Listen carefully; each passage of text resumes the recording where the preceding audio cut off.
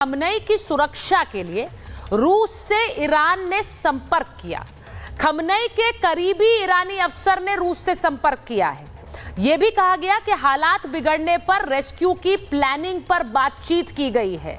अब रूस ने सीधे सीधे ये कहा है कि आप मध्यस्थ कीजिए, आप इस एस्केलेशन को डी एस्केलेट कीजिए, यह भी रूस की तरफ से कहा गया है। लेकिन रूस ने खमनई को सुरक्षित निकालने का भी भरोसा दिया अगर तस्वीर इतनी ज्यादा भीषण हो जाती है। जो वहां के अफसर हैं आईआरजीसी के अली असगर हजैती ने रूस के अफसरों से बातचीत की है, क्योंकि वो ये जानते हैं कि ये जो तनाव है ये उस हद तक पहुंच सकता है जहां ईरान के सुप्रीम लीडर टारगेट पर हो, इसीलिए रूस से मदद मांगी गई है। अब मेजर जनरल दत्ता, मैं आपसे पूछ रही हूं, वो जानते हैं ईरान कि अमेरिका की भी जो शक्ति है वो इजराइल के साथ है, इसीलिए रूस के पास, क्योंकि वो ये जानते हैं कि इस वक्त, लेकिन हमें यह भी ध्यान रखना चाहिए कि रूस और पुतिन और डोनाल्ड ट्रंप के बीच भी एक बातचीत हुई है, 50 मिनट की एक कॉल।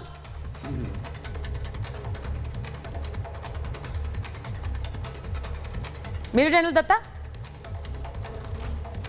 हाँ सुजाता, मैं आपको बताऊं, नेतन्याहू ने जो अपना एक इंटरव्यू दिया है फॉक्स टीवी को, फॉक्स न्यूज को, उसको अगर आप ध्यान से सुने, उसने बिल्कुल 3 चीजें जाहिर करी हैं कि ईरान ने उसको टारगेट करने की कोशिश करी है, ईरान ने ट्रंप को मारने की चेष्टा करी थी जब वो इलेक्शन, उसमें उनका इलेक्शन कैंपेन चल रहा था, और उसी के चलते इजराइल ने उनकी पूरी जो मिलिट्री लीडरशिप है उसके 20 सीनियर अधिकारियों को अभी तक उनको खत्म कर दिया। उसके साथ साथ में उनके न्यूक्लियर साइंटिस्ट को किया। उनसे यह सवाल भी पूछा गया था कि क्या आयतुल्ला खमानी भी टारगेट पे है, तो उन्होंने उस सवाल को कुछ टालने की कोशिश करी थी, क्योंकि कोई लीडर जो एक डायरेक्ट टीवी चैनल के ऊपर यह नहीं बोलेगा कि मैं दूसरे वाले हेड को मारने वाला हूं। तो ये मान के चलें कि जो इजराइल है, मोसाद है, वो इन सारे टारगेट्स को फिक्स कर रहे हैं, क्या उनको मौका मिलेगा वो इसको स्ट्राइक कर देंगे। और आगे चल के हमें ये देखना पड़ेगा कि क्या ईरान अपनी लीडरशिप को बचा पाएगा कि नहीं। मोसाद के जो लोग हैं वो पूरी तरह एम्बेडेड हैं आज के दिन ईरान के अंदर। उन्होंने ही शुरू में पूरी ईरान की जो एयर डिफेंस सिस्टम है उसको न्यूट्रलाइज किया, उसके माध्यम से पूरे इजराइल के एयरक्राफ्ट बिना किसी हिचक के अभी भी ईरान के ऊपर मंडरा रहे हैं और जहां चुन चुन के टारगेट को एंगेज कर रहे हैं। तो ये ईरान के लिए एक बड़ी विडंबना की बात है कि वो अपनी लीडरशिप को नहीं बचा पा रहा। वो सारे के सारे आज के दिन में डरे हुए हैं और इसीलिए वो बोल रहे कि अगर इजराइल हमारे पे हमला करना बंद कर दे तो हम भी काउंटर स्ट्राइक नहीं करेंगे।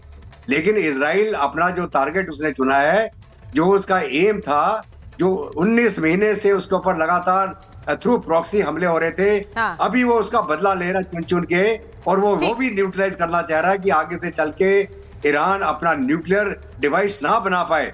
और वो क्यों ना बना पाए, क्योंकि उसका मानना है कि वो न्यूक्लियर डिवाइस वो अपने प्रॉक्सीज को देगा, उन टेररिस्ट ग्रुप को देगा जो एक न्यूक्लियर टेररिज्म में इन्वॉल्व हो जाएंगे। और बिना न्यूक्लियर के वो टेररिज्म कर रहा है, अगर उनके हाथ में न्यूक्लियर डिवाइस आ जाएगी तो कितना बड़ा कांड कर सकते हैं वो। बिल्कुल। ब्रिगेडियर साहब wants to speak. Brigadier Khanna, आप मेरे से पूछ रही थी कि मैं ये कैसे बोल रहा हूँ कि आईआरजीसी जो है कॉम्प्रोमाइज्ड है। वो इस वजह से मैं बोलना चाहूँगा कि इजराइल ने जो है अपना ड्रोन सिस्टम्स को ईरान में ले जाके वहाँ पे डिप्लॉय करके रखा हुआ था। और अपॉर्चुन जब उनको टाइम मिला तभी उन्होंने अटैक किया है।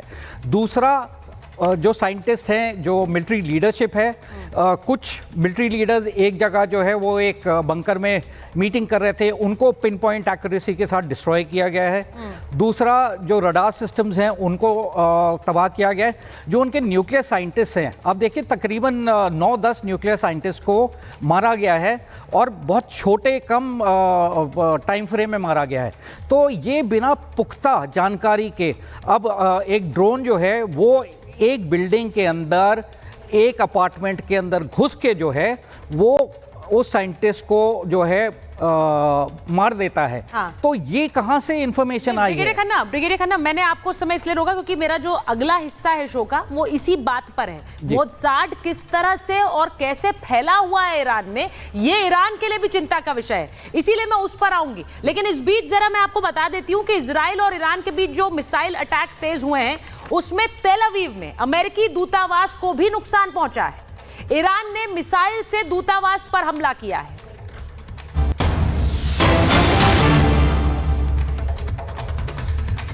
तो इजराइल और ईरान के बीच मिसाइल अटैक तेज हुए हैं और अमेरिकी दूतावास को जो निशाना बनाया, जरा उसकी तस्वीर दिखा दीजिए।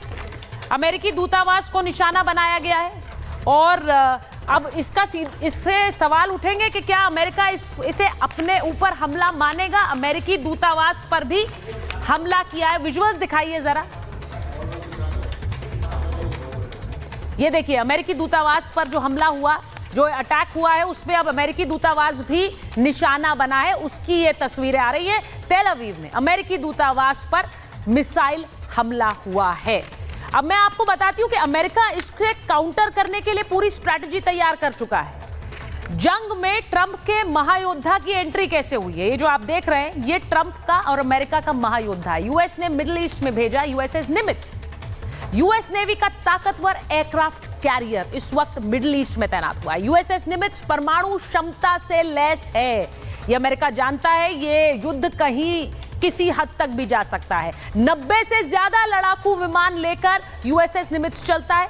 1 लाख टन वजन उठाने की इसकी क्षमता है और अनलिमिटेड फायरिंग रेंज की सुविधा यूएसएस निमित्ज पर मौजूद है। तो ये जो शक्तिशाली महाकाय हथियार है, 6000 से ज्यादा कमांडोज मौजूद रहते हैं इस पर। ये इस वक्त मिडिल ईस्ट में तैनात किया है। रक्षा के लिए एडवांस रडार रक्षा प्रणाली इसमें मौजूद है। अब ये जो हथियार और ये aircraft carriers America middle east में भेज रहा है, उसका मतलब क्या है, जरा ये समझ लेते हैं। मेजर जनरल सिवाच, मैं आपसे पूछूंगी, ये जंग इजराइल की है या फिर ये जंग अमेरिका की भी है?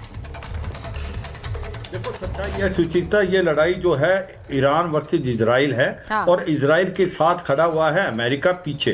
वो हर एक हथियार दे रहा है, उसको पूरा इंटेलिजेंस दे रहा है, सैटेलाइट से रियल टाइम इंफॉर्मेशन दे रहा है। मगर अमेरिका इस लड़ाई के अंदर डायरेक्ट इन्वॉल्व नहीं होना चाहता, क्योंकि वो काम जब इजराइल कर सकता है तो अमेरिका क्यों इन्वॉल्व हो। और सच्चाई है कि इसको एक तरीका यही है, अगर ये इन्वॉल्व होगा, कि अगर ईरान जो मिडिल ईस्ट के अंदर इसकी बेसिस हैं जो अमेरिका की, चाहे वो क्वात में है, सऊदी अरेबिया, यूएई में है या कतार में, उन पे हमला डायरेक्ट करेगा तो फिर अमेरिका इस लड़ाई में आएगा। मगर मुझे लगता नहीं कि ईरान ऐसी गलती करेगा, क्योंकि ईरान की जो हालात अच्छी नहीं है। ईरान के जो 2-3 दिन के अंदर नुकसान हुआ है, और ये बिल्कुल सच्चाई है, मोसाद ने जिस प्रकार से इन्फिल्ट्रेट कर दिया पूरे इंटेलिजेंस नेटवर्क में ईरान में, कि उसने टॉप लीडर्स मार दिए, आर्मी के साइंटिस्ट मार दिए, और अब जिस प्रकार से सटीक हमले हो रहे हैं वहां पर, आप देखें न्यूक्लियर जो फैसिलिटी है नताज में, जो कि न्यूक्लियर आपका इनरिचमेंट होता है, वो काफ़ी हद तक डैमेज हो चुका है। उसके बाद इसके जो ऑयल और गैस के भंडार हैं उस पर भी हमले हुए हैं। तो ये सच्चाई है कि अभी लगने लगा है ईरान को कि वो ज़्यादा देर रुक नहीं पाएगा, और उसके साथ कोई खड़ा नहीं है। आज जो रूस और चीन की बातें करते हैं हम, रूस जो है इन्वॉल्व है यूक्रेन लड़ाई में, पुतिन की बात हुई है एक प्रकार डोनाल्ड ट्रंप से 40 से 50 मिनट, वो भी चाहते हैं लड़ाई बंद हो। चीन जो है वो छोटे मोटे हथियार देगा, उसने भेजे हैं एयरक्राफ्ट, मगर कुछ ज़्यादा बढ़ के नहीं आएगा। इसकी तीनों प्रॉक्सी जो हिजबुल्लाह होती और हमास, वो भी की कैपेबिलिटी नहीं है। तो